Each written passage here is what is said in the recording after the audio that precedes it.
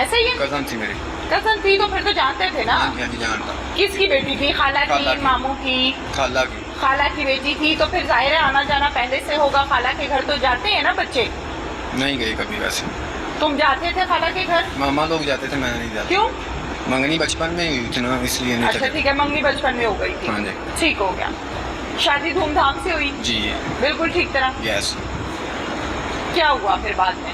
बेगम के साथ ठीक थे तुम? हाँ ठीक था। क्या नाम था बेगम का? रुबाब। रुबाब। रुबाब। रुबाब के साथ तुम्हारे मामला ठीक थे? ठीक थे। फिर क्या इशू बना?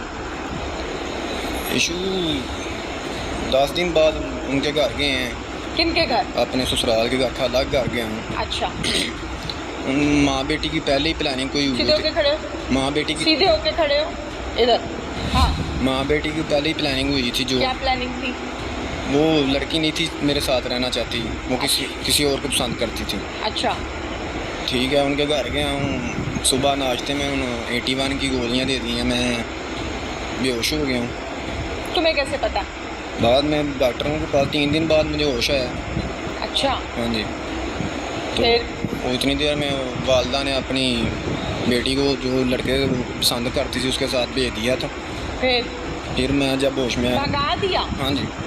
पक्की बात है? इल्जाम तो नहीं लगा रहे? नहीं पक्की बात है। फिर सोचो। हाँ पक्की बात है।